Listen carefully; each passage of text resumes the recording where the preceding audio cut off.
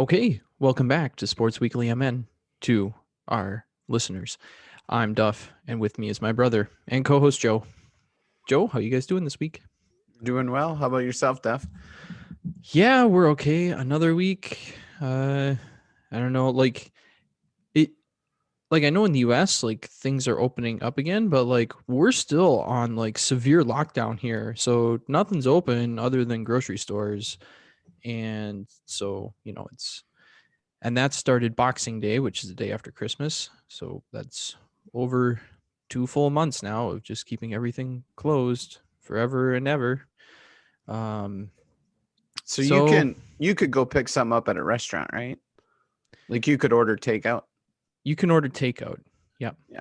Um, for like all four restaurants in the city that are still open because like restaurants have just been devastated.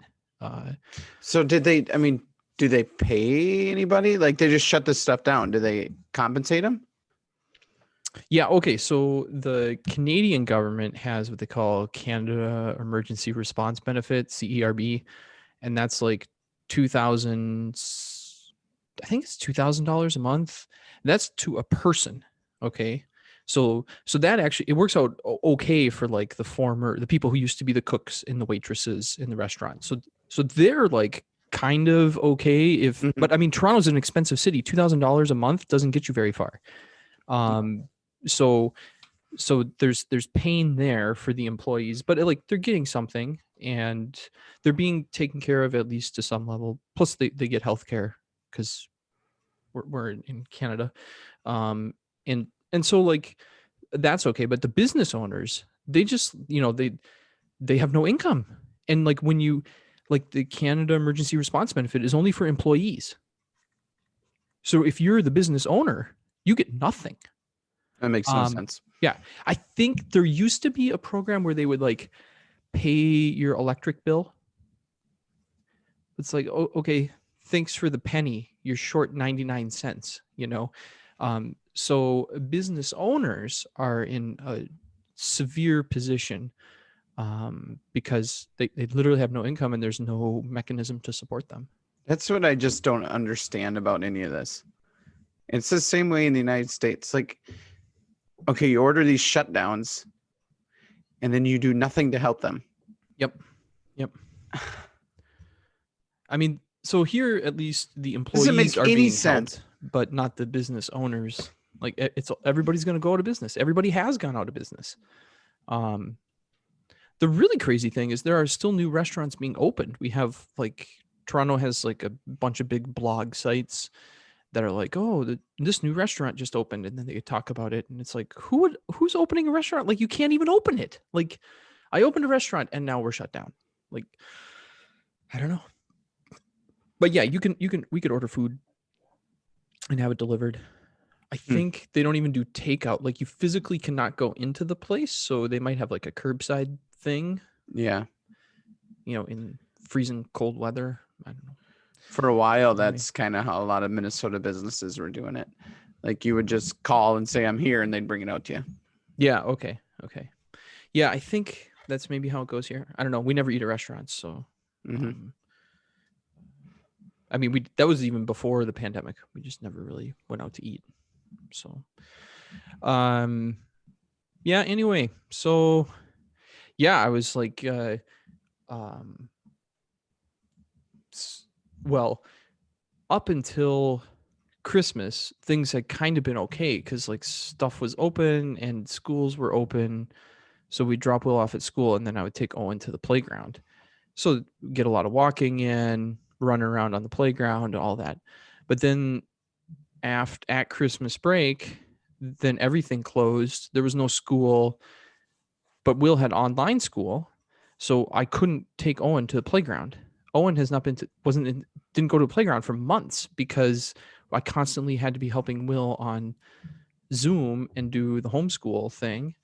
And anyway, so way less inactive. And now like both Emily and I are like injured. Our feet are injured because we're trying to go on walks more. And it's like, oh man, now like I have plantar fasciitis because like my used to walking miles every day and then went to nothing and for months and now it's like trying to go on walks again. It's like, holy moly. Anyway, not not very pleasant to like try and get exercise and then get hurt because body has had too many months of just sitting. So I, I obviously teach phy ed, so yeah. I'm on my feet all day long, and so I've learned to put in new insoles because otherwise I was wearing my shoes out so fast. Uh-huh. So I just change my insoles every 2 to 3 months, and Whoa, that's that's worked out pretty well for me. uh-huh. So I just ordered Dr. Scholl's. I've tried various ones. I like the Dr. Scholl's plantar fasciitis with the absorbing shock Okay. for your heel. Those work out the best for me. Hmm. And they make it 2 to 3 months, and it's a lot. It's not a big deal. Yeah. You can buy 2 of them for like $25. So I see. Okay. Yeah. a lot cheaper than buying Nice. shoes. So now I only have to buy shoes like every 2 years, or when I get just tired of them. I'm like, oh, I Right. can't stand these anymore. I need some different ones. Yeah. Got But it. you got to be able to move. Yeah. Well, I mean, we couldn't though. Like, just anyway, it's like this horrible, horrible thing. But now Will's back in school, so at least Well, I mean, you can outside. move after school is done or on the weekends, but it's not the same. But I have to work all weekend. Well, you can take a walking break. I mean, I do, but it's like I still lost like more than 90% of my activity. Sure. Like going on a little walk is different than like walking everywhere all day long. Right. Anyway. Okay. So yeah, where do we want to start? So I guess maybe we start with something positive. Shall we start with something positive? The Wild continue to surprise. So remember, they took off basically 2 weeks between February 2nd and February 16th due to all the COVID cases on the team. They came back and, oh man, they put together quite a win streak. We talked about it a little bit last week because they had won like 3, right? And then they had a huge win over the Avalanche, win over the Kings, win over the Kings again, really exciting one. Then they did drop one, Monday night. Sorta. Yeah. You want to talk about it? Technically, they lost. So the Golden Knights somehow didn't draw a penalty the whole game. There was a phantom call on Dumba. He was holding the stick. There was no hold of the stick anywhere. And as time was expiring in regulation, the Wild guy is bleeding from his mouth from a stick to the face that was magically not called. Should have been a 4-minute penalty in overtime. Now in overtime it's 3-on-3, and you can't go less than 3 players in hockey. Okay. So if there's a penalty, then it goes 4-on-3. Oh, right. Sure. Yep. So it should have been for 4 minutes. The Wild should have had an advantage, and they did not. Also, at the end of regulation, Zach Parise took a 90-second shift at the end of the game. Now, remember, Zach Parise is 36 years old. He's playing like a 3rd or 4th liner this year. He's not having a good year.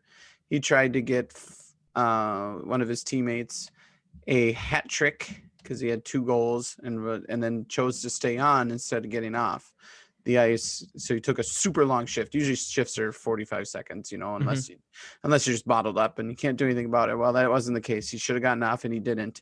Well, this did not resonate well with the coach and did not resonate well with Billy Guerin because Zach Parise is a healthy scratch tonight against the Golden Knights. Now, a healthy scratch means the hockey team always sits 2 guys. And if you have enough bodies, so generally they have to sit a couple extra guys. And Zach Parise has been a healthy scratch one other time in his career, and it wasn't on the Minnesota Wild. So meaning he's not injured. The coach is choosing not to play him. And usually it doesn't. Usually something like this does not come just from the coach. It's coming down from the top. I see. So they Okay. were not pleased with Parisi, and Parisi has publicly said he does not agree with the decision. Okay. So we potentially could have an issue on our hands here in Minnesota with Zach Parisi. Now, Zach Parisi was almost traded last year to the Islanders, That's right. and he had waived his no trade deal, and then something happened. I think it was on the Islanders' end, and it fell through. I know the Wild like to get out from under the contract. Not that they don't like Zach Parisi, but he's old now and he makes a ton of money.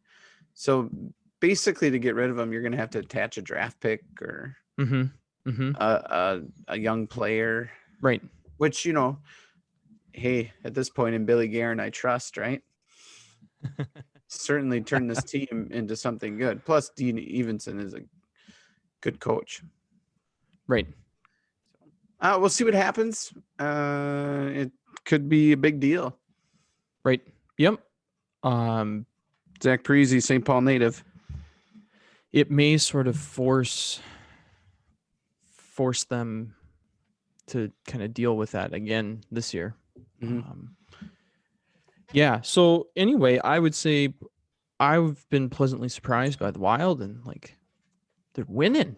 And we thought they would just come out and things would not be going well here after taking 2 weeks off. But so far so good. They had quite a win streak going, and it's exciting to watch. So yeah, they play again tonight, the Golden Knights, and then later this week the Coyotes, and then the Golden Knights again. So and then three more against the Coyotes. Yeah, exactly. And then the season goes, into May. So, anything else you want to talk about? Oh, team looks good. Yeah, it's they don't look Toronto good, but they look good. The Leafs will find a way to mess it up. Oh, there was one more thing I wanted to mention. Something interesting, both pandemic related and Wild related. So Alex Stalock, the Wild's backup goaltender, was traded. Well, he wasn't traded. He was claimed by Edmonton. And so then, the Wild chose to let him go. And so Alex Stalock is now on the Edmonton Oilers. They got paid like $3,500. And then they're saving a bunch of cap space, of course, and don't have to pay his salary. Yeah. But I thought that was funny. I'm like, oh, really? There's money that exchanges hands. It's like $3,400 and some dollars. I'm like, what is the point? Right. Whatever. Interesting story, though. Alex Stalock was driving up north to his cabin here right around training camp time, and he tested positive for COVID-19. And so his family was with him and turned around, and they went back to back to their place, and he had no symptoms. So he was asymptomatic the entire time. So then they have to do their protocol, their 14 days or whatever it was. And then they had to do a cardiac workup. Okay. And as they're doing the cardiac workup, they found out that he had the heart condition where it inflames his heart. I can never say the word. It's like myocarditis or something. Okay. So he had inflammation in his heart wall. And that's what COVID causes a lot in a lot of people. Something like 1 in 7 college athletes develop this after they tested positive. So he again, asymptomatic, nothing. And here he had this condition. So this condition basically can, it's, if you just keep your heart rate level and normal, it's fine. But if you start getting your heart rate elevated and stuff, then you can lose consciousness. You could drop dead. Oh, wow. It's a serious thing. It can cause fluctuations in your heart rhythm. So arrhythmias. And here he had to go through all of that So he was shut down for like 12 weeks, could do no exercise. Like he could go for just a normal walk. He couldn't get his heart rate up. Mm-hmm. And so then he had to deal with that. Well, and then that opened up a space for the Wild's young goaltender, who's been doing really well. Don't ask me to pronounce his name. Yeah, Kiko, whatever. I can never pronounce his name correctly. So the Wild had extra room for Stalock, but Stalock did win 20 games last year. I don't think the Wild really wanted this. I mean, obviously they didn't want this to happen. He was going to be the backup goaltender. That was the plan. Right. But it's interesting how COVID affected this. And now here he gets to go play with Connor McDavid.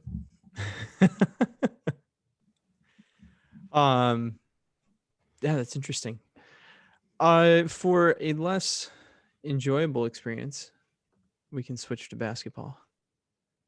And so, yeah, Glenn Taylor's team here that he likes to torpedo has continued their losing ways. They're not in any of these games. They're just all terrible, pretty much.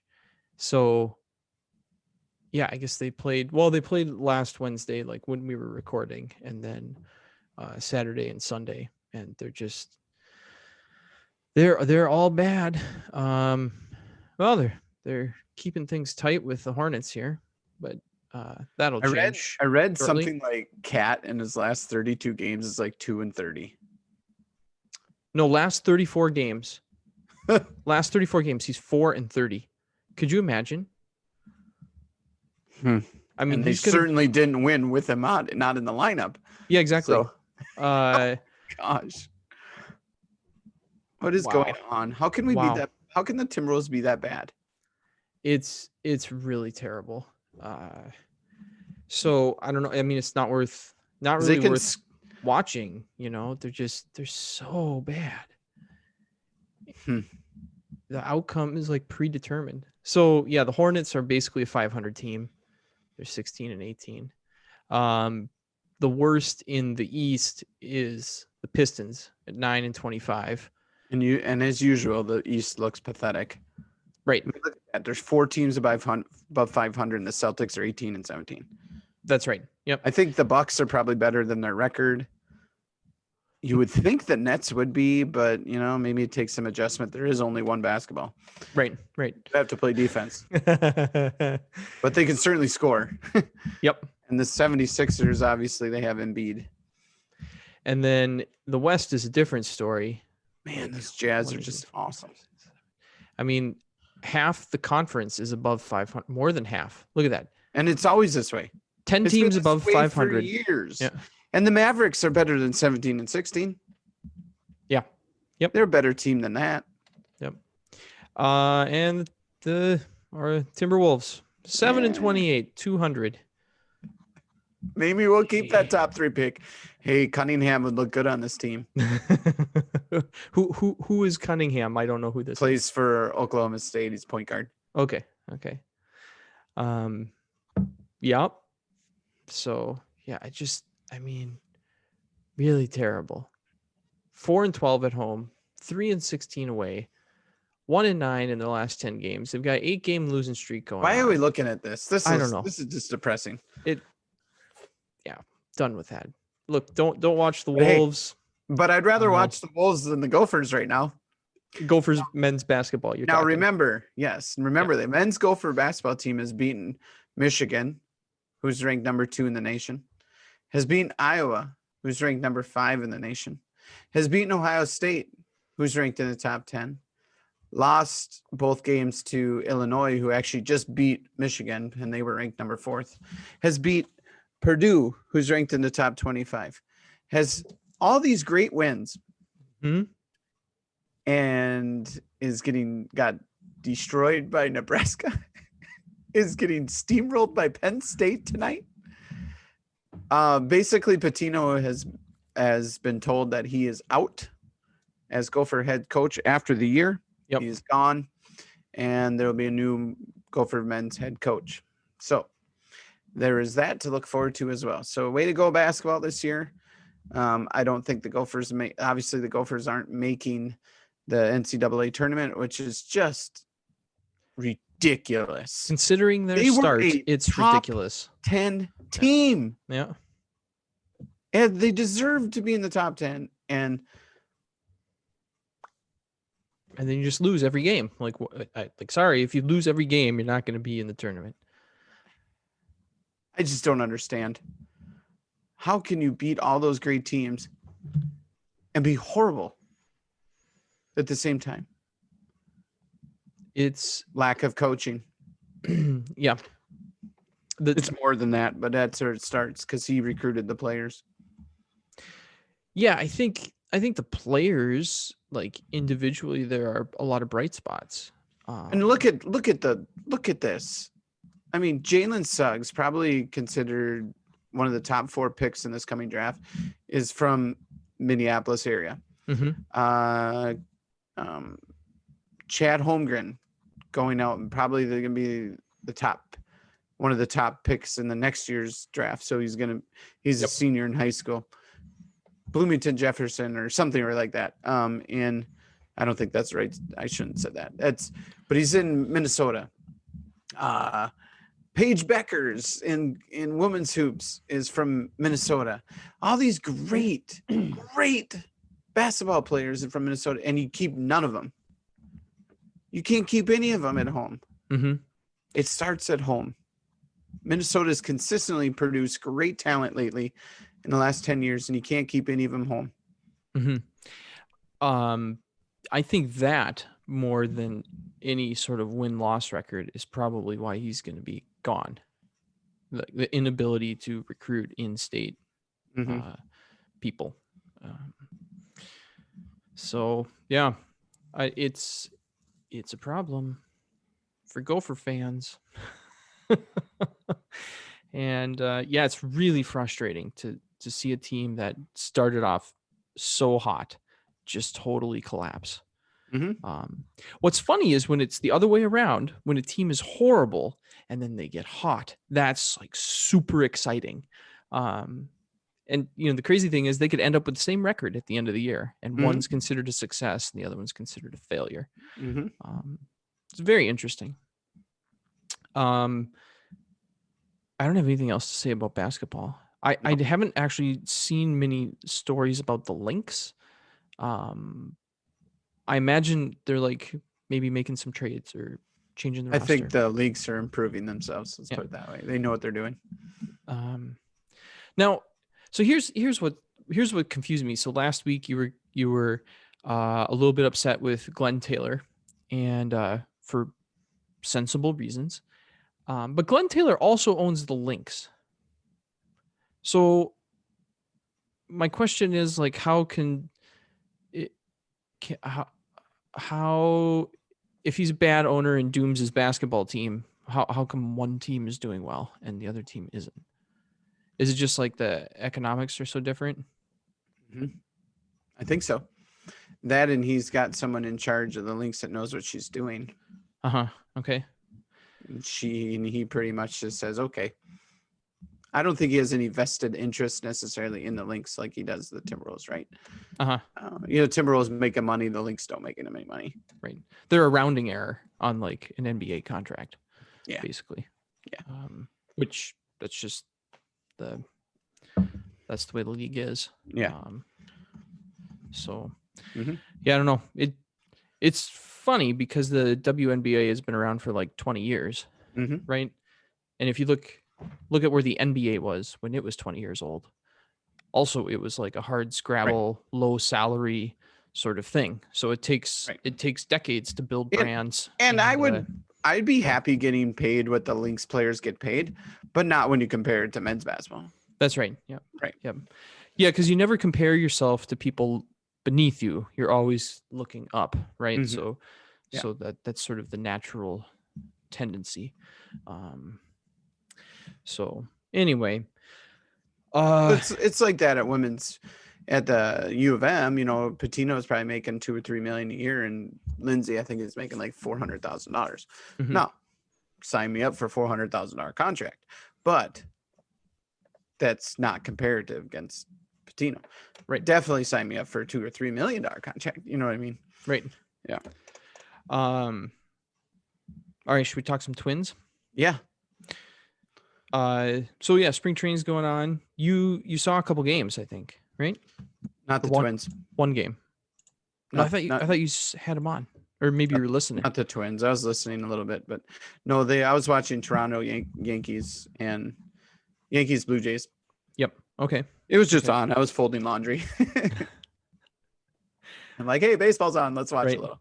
So I think more of the roster has arrived because originally not everyone could make it. There were people with actual visa issues and other sorts of delays. But I think Nelson Cruz now is in camp. Yeah, he played today. Oh, we did. Okay. Okay. Cool. Yeah. So I mean, like, it's happening. There are fans in the stands. 2,000 some fans at home games.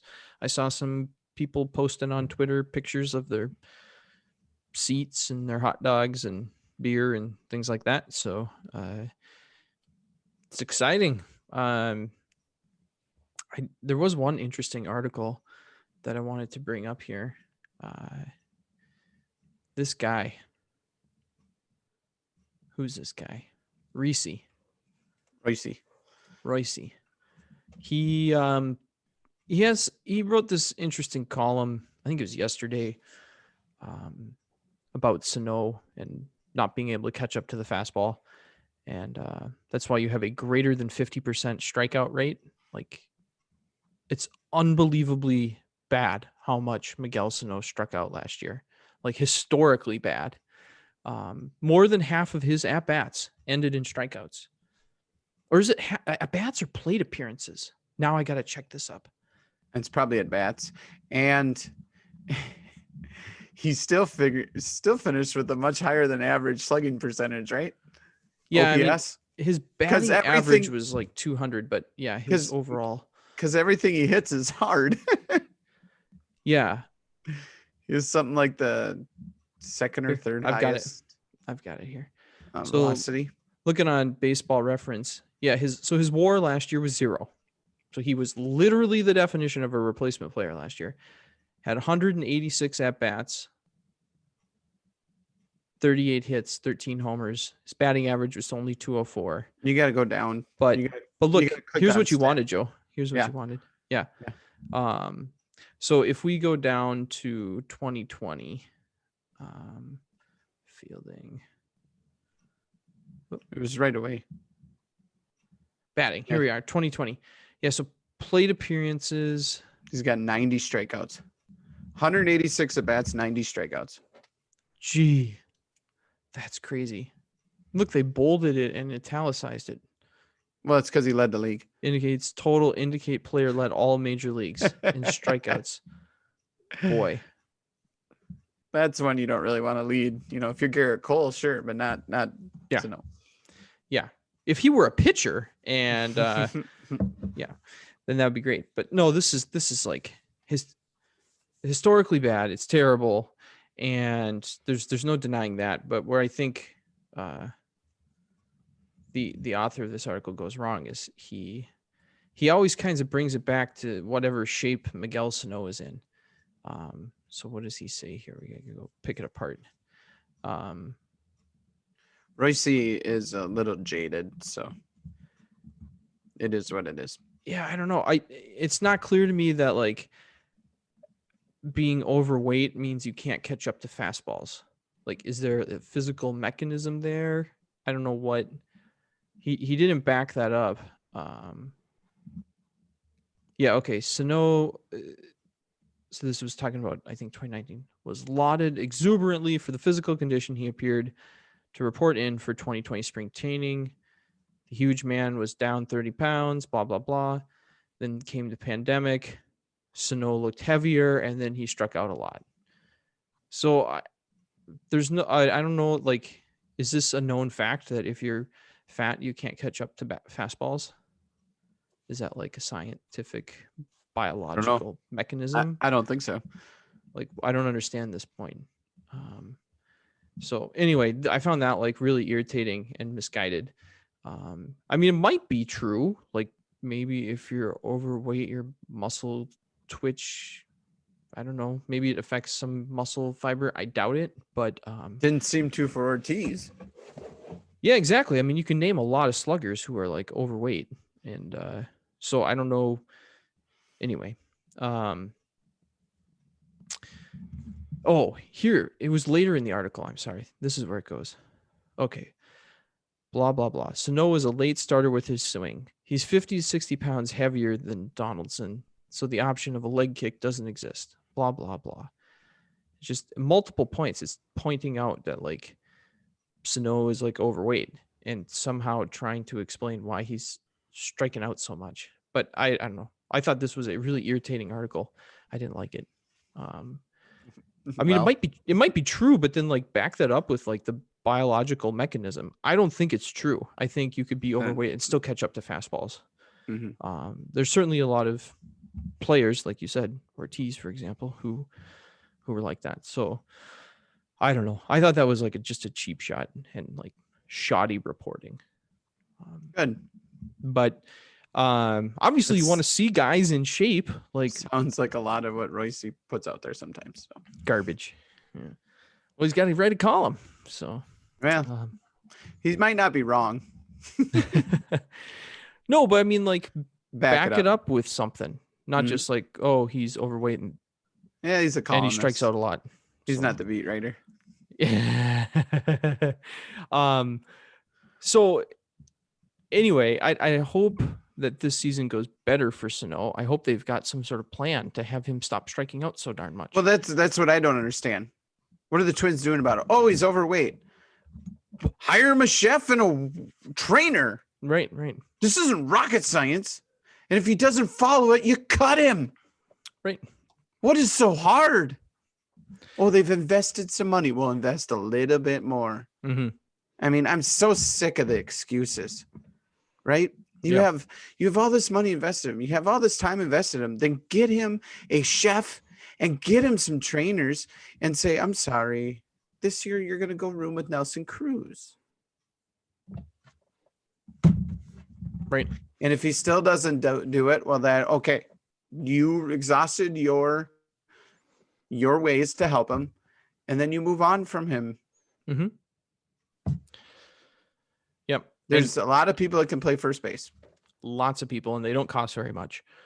So, yeah, I mean, that might be Donaldson if he can't stay healthy with his legs.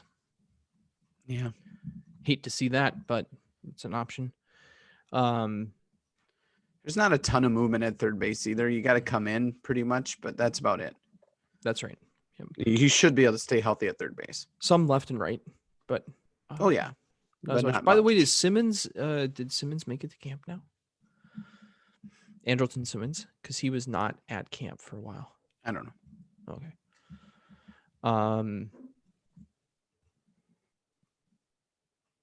Yeah. Anything else you want to say about the Twins? I think no. I think it looks like most pundits are picking the White Sox this year. Sure. To me, a little bit is, well, prove it first. But they have a good team. But, you know, when you add a bunch of different pieces, it takes a while to gel sometimes, too. So, right. I think that both teams are very well positioned. Both teams are probably playoff teams, barring major injuries. And it should be a fun summer because it's sure fun to hate on the White Sox.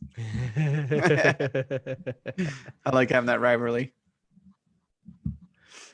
All I got on Twins. I don't have any more info or just, early part of spring training, which is kind of not much is going on. Just a lot of people in camp, And a little bit of Saints news though, Duff. The Saints.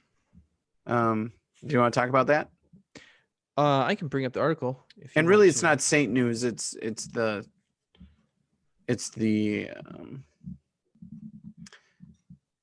league they're in, right? Yeah, I didn't actually get the full story here. So the punchline is that the Saints season will be delayed about a month.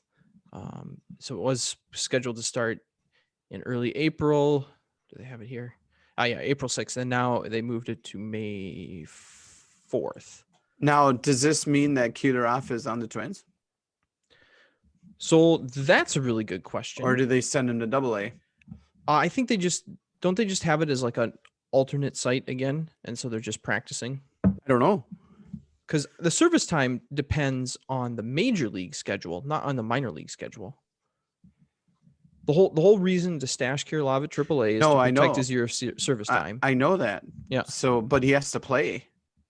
Yeah, but I think they're going to have like the practice things. Here, CHS Field will be used as an alternate site for the Twins in April. So they're going to kind of do what they did last year, where it's just guys playing against their own team. That's fine, but I don't think that's fine for Kucherov or Rooker. Right. I think they need to be playing games. Agreed. Not inter squad. I think they got to go to AA then. Is there anything at AA, or do they start later? We just don't know.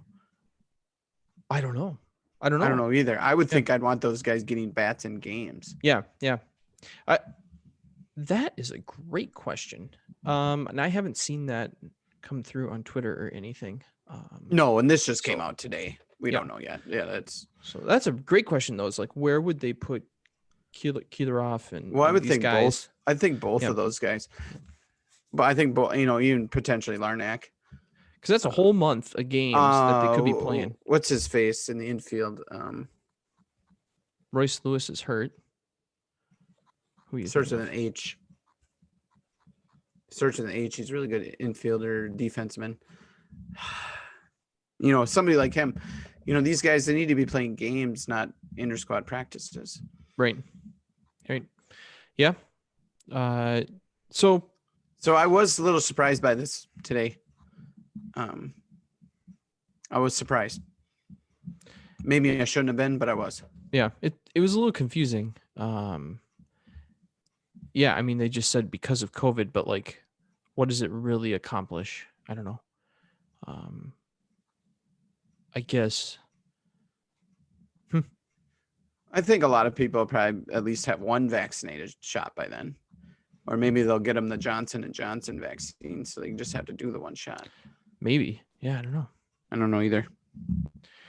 I don't even know if our professional sports teams jumping the line on vaccines. No, they're not. But if it's April and May, then in Minnesota they've been getting a lot of people vaccinated. Right. So they just opened up the next priority. I don't know if they opened it up, but they announced the next priority now.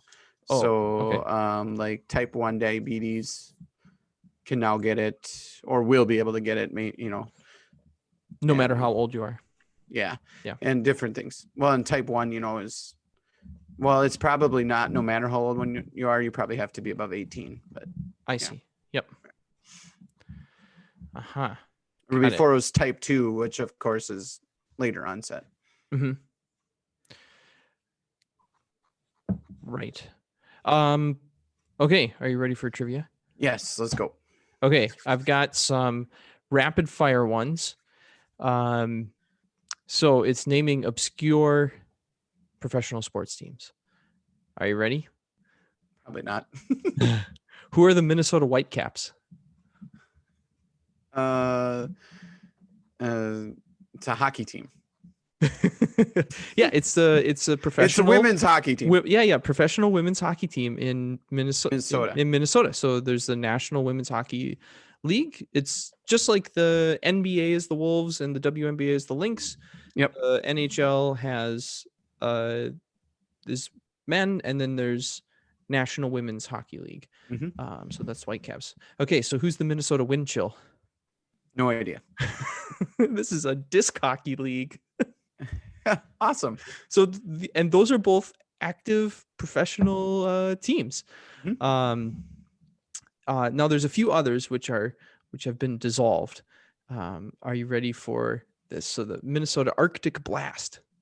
Oh, I've heard of them. I think they're the crazy people that come out in January.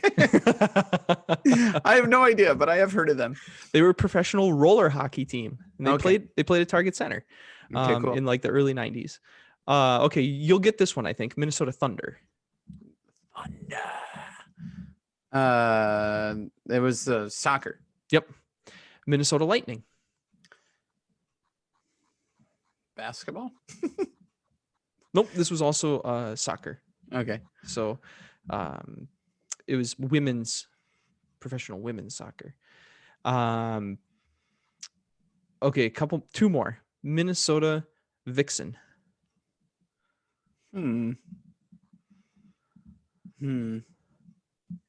Rugby. Close. It was women's football. Okay. Minnesota Machine. Pool. Nope. It was also women's football. Okay. And they ran for almost 10 years.